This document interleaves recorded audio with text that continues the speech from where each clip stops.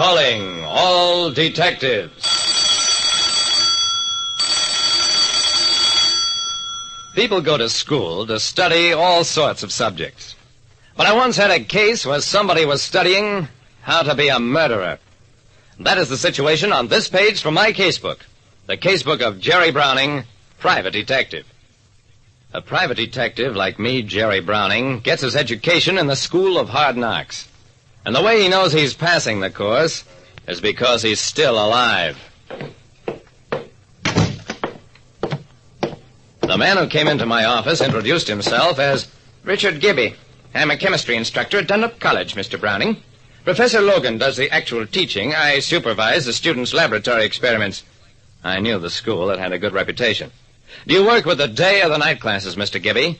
The night classes. We get people of all ages, all backgrounds in our night sessions. Quite different from the daytime enrollment. I would imagine so. What's your trouble, Mr. Gibby? Thefts? Gibby nodded. Yes, but not the kind you might think. Mr. Browning, somebody has enrolled in that chemistry class for some sinister purpose. A quantity of poisons has disappeared from our lab supplies. I'm afraid somebody is learning to be a murderer. Whom else have you told this to? Nobody. The lab supplies are my personal responsibility. I don't have very much money, but I do need help. I'll help you, Mr. Gibby. I've always wanted to meet a murderer while he was learning the business. When poisons disappeared from a night school chemistry lab, I agreed to find the potential murderer. The next evening, I had an interview with Professor Logan just before his class assembled. He was a handsome man in his early 40s, very different from the average idea of a professor. Jerry Brown, eh? Why are you entering the class in the middle of the semester, Mr. Brown? Well, Professor, I just want to brush up on chemistry for my own satisfaction. Logan nodded. Well, all right, since Mr. Gibby is satisfied with your qualifications.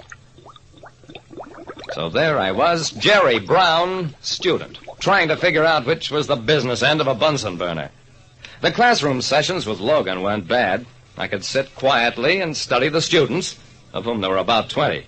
The lab sessions, even with Gibby there to help me bluff my way by, were harder. There's a lot of tricky apparatus in a lab, and if you're not careful... A test tube of acid I knocked off the table hissed viciously as it hit the floor. A blonde girl working alongside of me jumped to escape the spatter. Instantly, a red-headed young guy rushed over to her, made sure she hadn't been hurt. I don't know anything about chemistry, but I know all about the look he gave her. That was love. Just then, Gibby came over, did something about the acid on the floor, gave me a hurt look. The boy and girl went back to their experiments, but not before he murmured, "How about buying you a hamburger after class, Betty?" The girl shook her head, said something about having promised Professor Logan that she'd help correct the papers from another class. The classroom session under Professor Logan followed the lab session. It was a long lecture about carbon chains and almost put me to sleep. After class, the blonde girl remained in a seat while the rest of us filed out. Gibby cornered me after the rest of the students had left. Well, Mr. Browning, do you know who the thief is? No, it's much too soon to tell. Who's the blonde girl and that red-headed guy? She's Betty Walker. The boy is Randall Forrester. They call him Red. You don't suspect them. I shrugged. I suspect everybody. Well, see you tomorrow, Mr. Gibby.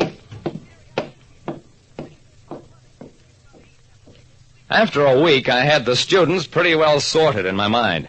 There were 3 budding romances going on, including the one between Betty and Red, which last wasn't going too smoothly. It seemed Betty had part of her tuition refunded because she helped Professor Logan, and Red didn't like that a bit. On the following Monday after the lab class, Professor Logan wasn't on hand to deliver a lecture. Instead, the dean of the college walked in. I am sorry to say Professor Logan will be away for a few days because of a death in his family. I got the story from Gibby after class. It's dreadful, Browning. Mrs. Logan died suddenly a few hours ago. At first they thought it was indigestion, then heart attack. Browning, do you suppose there can be any connection between her death and the stolen poisons? I don't know.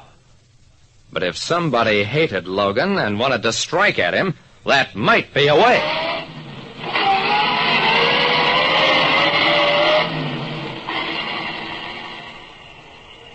Late that night, I had a talk with the coroner. Look, Doctor, I hate to start anything. Mrs. Logan's death has been diagnosed as heart attack. But if you suspected poison and made an autopsy on your own initiative, it might prove interesting.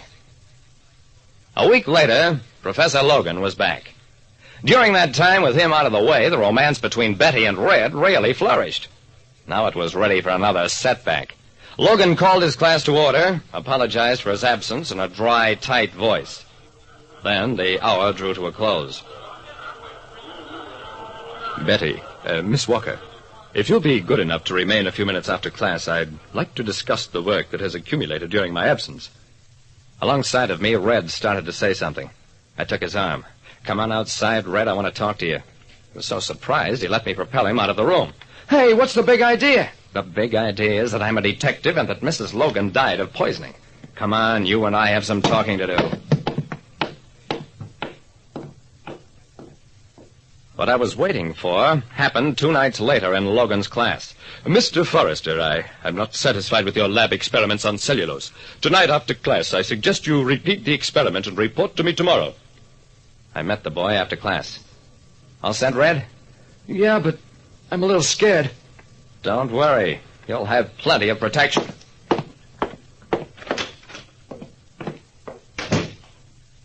It happened 10 minutes after the boy left for the lab.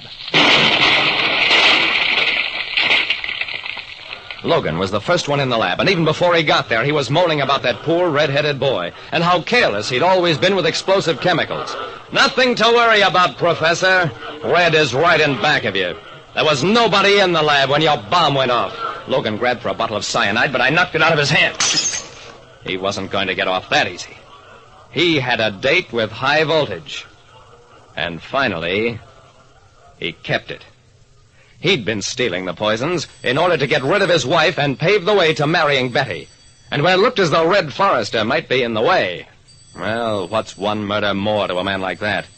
What he didn't know was that as soon as his wife's death was properly diagnosed, he'd been under constant police surveillance. Like I said, people are like chemistry. Get the wrong combination, and you'll have the kind of explosion that spells murder. Listen next time to Calling All Detectives, mystery drama, mystery quiz, and a chance for you to match wits with yours truly, Jerry Browning, Private Detective.